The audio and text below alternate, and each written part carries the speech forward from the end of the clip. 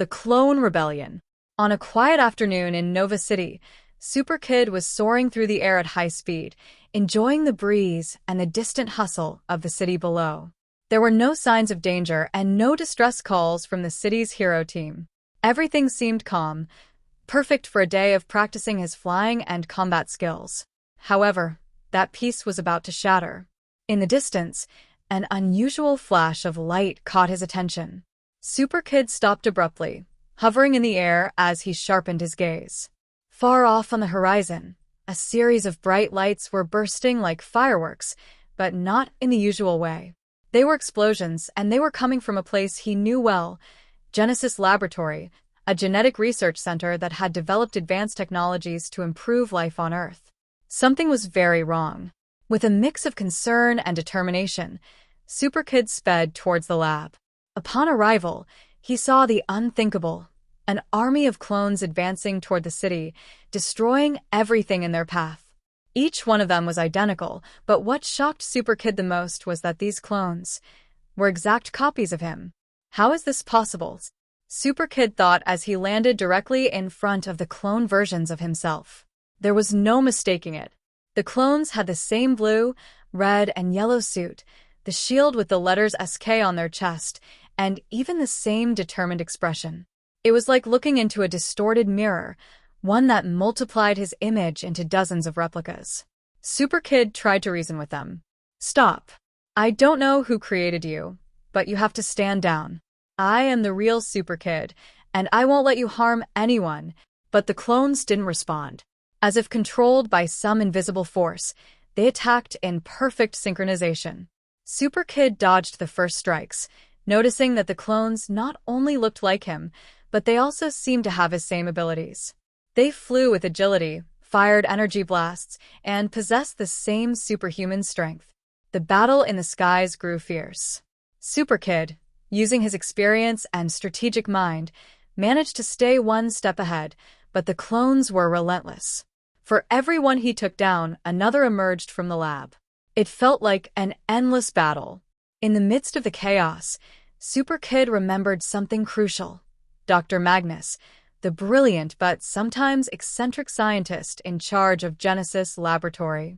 He was the only person with the knowledge and resources to have done something like this. But why would Magnus create clones of him and send them to attack the city? Dodging a blast from one of the clones, SuperKid knew he had to confront the doctor. With a quick spin and a powerful punch, he broke through the line of clones and flew straight into the lab. The place was wrecked from the explosions and battles, but deep inside the building, he found an intact room, illuminated by giant screens displaying the clones attacking the city in real time. There, in front of the screens, was Dr. Magnus, surrounded by advanced machinery. He looked nervous, sweaty, his fingers trembling as he tried to manipulate the controls. Dr. Magnus. SuperKid shouted. Stop this now. Why are you doing this? The doctor looked up, surprised but not entirely regretful. SuperKid, you don't understand. This wasn't my intention.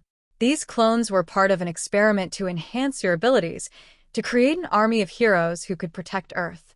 But something went wrong. The mind control program I designed was corrupted, and now they're beyond my control. SuperKid glared at Magnus with restrained fury.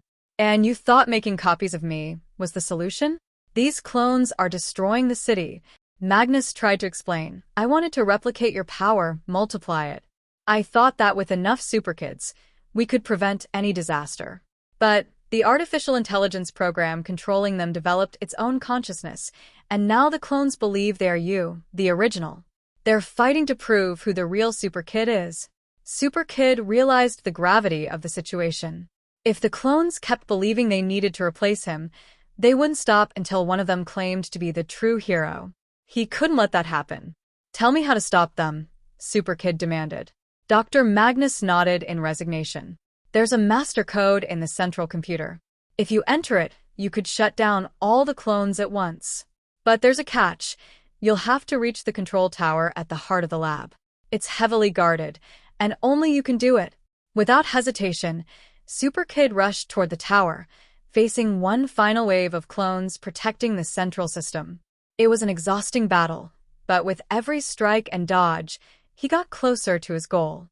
Finally, he reached the control console and, using the doctor's instructions, entered the master code. In an instant, the clones froze. The chaos ceased, and the city began to return to calm. SuperKid, exhausted but victorious, looked up at the sky. He knew this wouldn't be the last time he'd face challenges this big, but he was ready for whatever came next.